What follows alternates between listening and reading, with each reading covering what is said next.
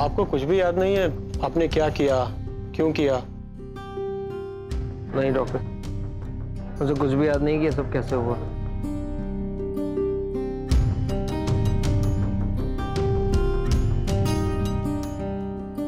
अच्छा, अपनी दवाइयाँ दिखाइए। बेबी। हाँ? मेरी दवाइयाँ। दवाइयाँ? हाँ हाँ, मैं देती हूँ।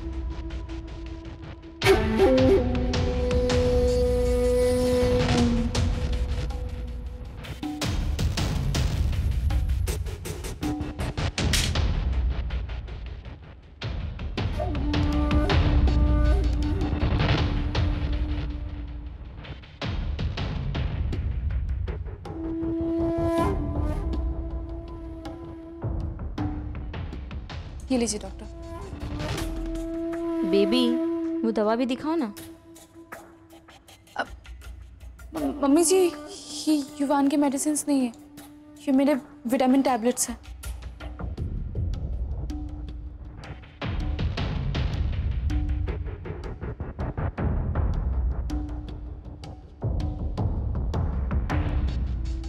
दवाइयाँ तो ठीक ही हैं। मुझे लगता है कि इनके साथ कुछ दिन पहले जो हादसा हुआ था उसकी वजह से इनको कोई अंदरूनी चोट लगी है। ये उसी का साइड इफेक्ट है। मैं इनके कुछ टेस्ट करवा लेता हूँ, कुछ स्कैन वगैरह कराने से जो स्थिति है वो पता चल जाएगी। श्योर।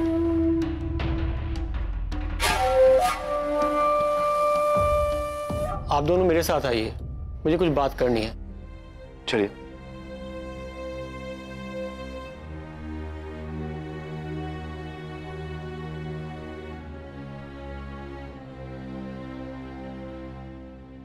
देखिए, मुझे लगता है इनके साथ कोई मेजर दिमागी प्रॉब्लम है, क्योंकि जिस तरह ये चीज़ों को करते हैं और भूल जाते हैं, ये कोई अच्छा सिम्टम नहीं है। इनके केस के लिए मुझे किसी अच्छे न्यूरोलॉजिस्ट से कंसल्ट करना पड़ेगा। उसके बाद ही मैं फाइनली बता पाऊंगा कि एक्चुअल पोजीशन क्या है। हाँ, और तब तक इनको शांत माहौल में रखिए और इस बात को ज़्यादा फैलाइए मत। जी। आइए डॉक्टर।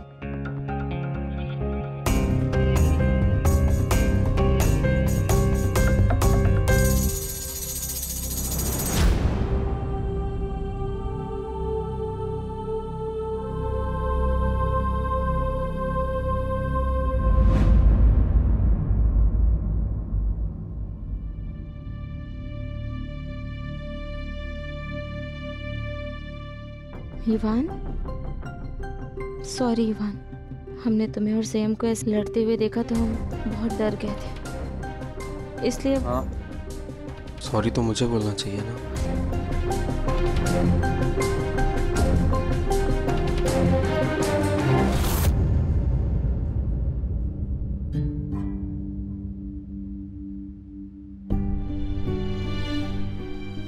युवान बेटा, तुम आराम करो, हम आते हैं।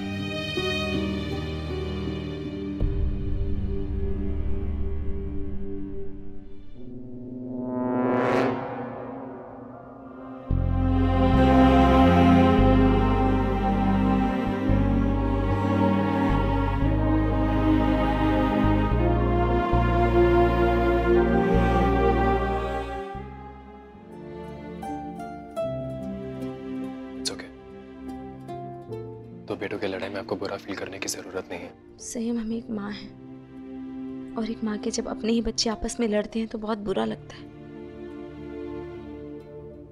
सॉरी, वो युवान ने ये सब इसलिए क्या क्यों? इट्स ओके, मैंने डॉक्टर की बात सुन ली थी। I understand.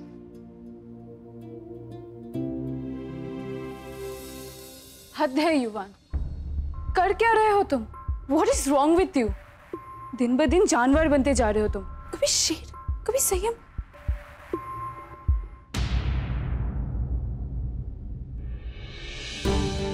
क्यों किया तुमने ये सब युवान? क्या था वो?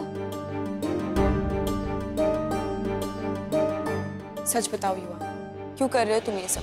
मैं जानती हूँ तुम सबके सामने नाटक कर रहे थे, लेकिन तुम मुझे बेवकूफ नहीं बना सकते। कहाँ से आया तुम्हें ये आइडिया?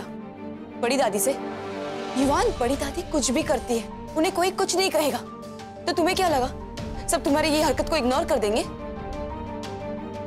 और युवान, माना कि तुम्हारे और सईम के बीच में चीजें ठीक नहीं है, पर इसका ये मतलब तो नहीं है कि तुम उसे मारने की कोशिश करोगे। Enough!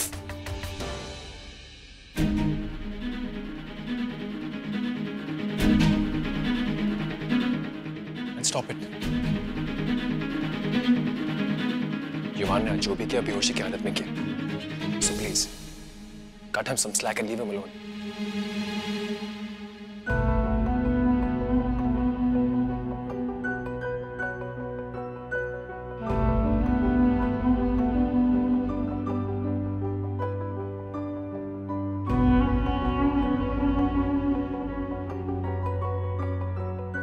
देख युवान, मैं नहीं जानता कि तुझे क्या हुआ, पर मुझे जिंदगी ने एक बात जरूर सिखाई है कि जो दिखता है वो हमेशा सही नहीं होता। और अगर किसी की आंखों में सच्चाई दिखती है तो उस पर एक बार यकीन जरूर करना चाहिए। तो इसलिए ये इंसिडेंट के लिए मैं तुझे जज नहीं कर रहा, और यहाँ किसी को हक नहीं कि वो युवान को जज करे।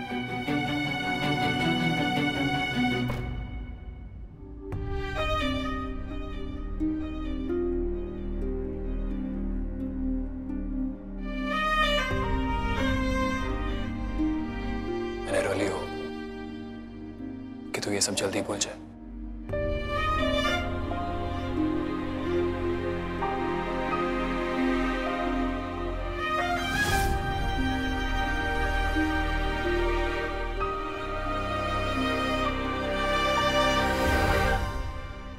सॉरी, वो डॉक्टर कह रहे थे कि युवान की रिपोर्ट कल तक आ जाएगी और उस रिपोर्ट के साथ वो दादी कहाँ है?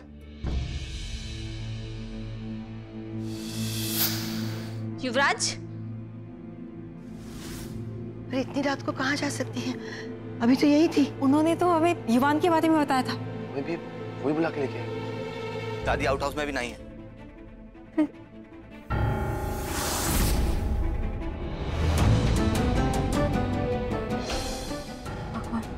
माँ, वो दादी ने हम दोनों को एक साथ देख लिया था और हमने तब ये अम्मा माई जैसे कपड़े भी नहीं पहने थे। इसका मतलब दादी सोच रही है कि हम दोनों, इसलिए वो कहीं चली गई। ऐसी हालत में अकेले जाना सही नहीं होगा उनके लिए। इसका मतलब दादी की जान खतरे में, हमें कुछ करना होगा, ढूंढना होगा उन्हें। चलिए चलिए। चंद्रकला, चंद्रकला, स्वानी, दादी कहीं नहीं मिल रही है। हमें बहुत चिंता हो रही है। ऐसी हालत में अकेले रहना बिल्कुल ठीक नहीं। कुछ आवाज आ रही है, आप सबको बुला कर लाइए, हम देखकर आते हैं। मौसी जी, शरद जी,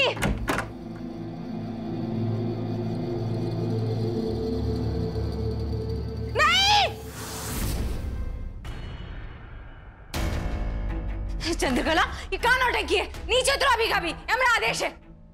कैसा आदेश? किस बात का आदेश? हम आपकी बात क्यों माने? ऐसी गंदी हरकत करने से पहले आपने एक बार भी नहीं सोचा? तुम कहाँ कह रही हो? भाई, आप और वो नौकर रात को एक कमरे में, आप ऐसा कैसे कर सकती हैं? और बिरला खानदान की इज्जत है, आप भी ऐसा करेंगी तो फिर छी।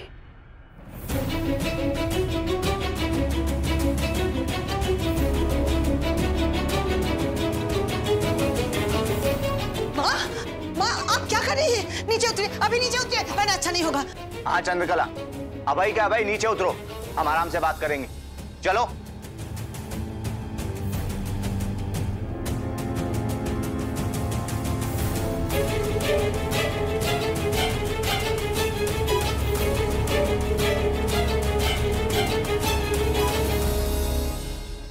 दादी, लीजिए पानी। काश ये मर जाती, थोड़ी शांति मिलती सबको।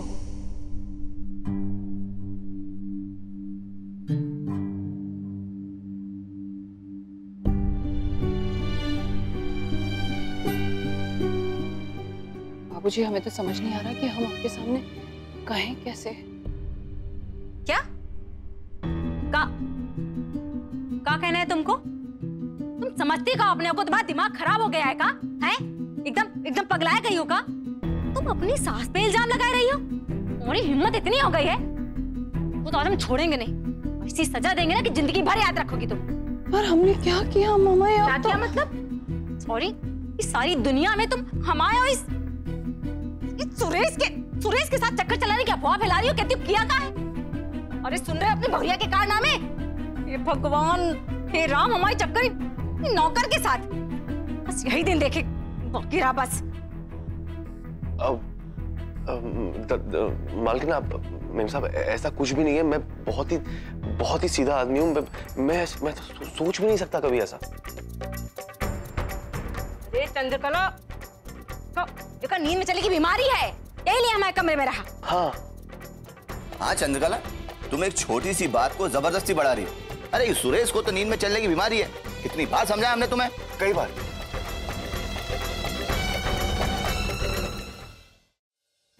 मम्मी माफ कर दीजिए, हमसे बहुत बड़ी गलती हो गई।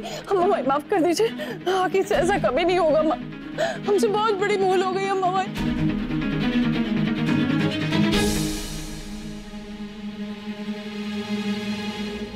चलो उठो, बंद करो अपने नाटक। सब समझ रहे हैं हम। तुम तो चाहते हो कि हम घर से चले जाएं, है ना? नहीं मम्मी, ऐसा नहीं, बिल्कुल भी नहीं है।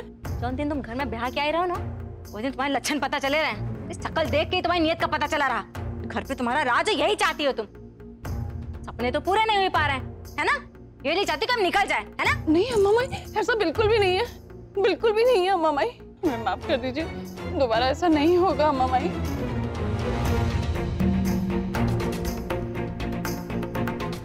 ओ महारानी, कहाँ चली अब?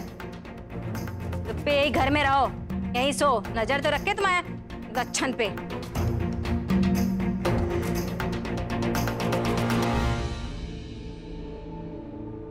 हमारे गांव में ऐसे नींद में चलने वालों का एक ही इलाज होता था। हम बताते हैं।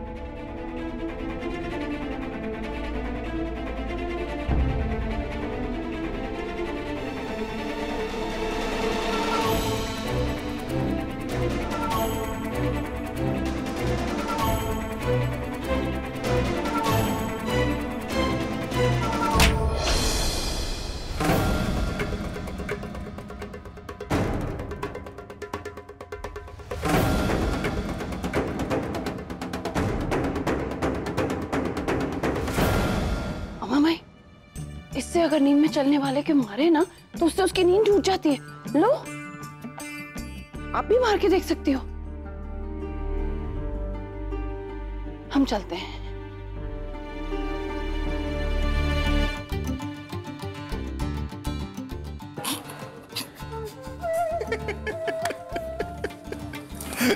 चुरका पड़ेगा और चलोगे नींद में।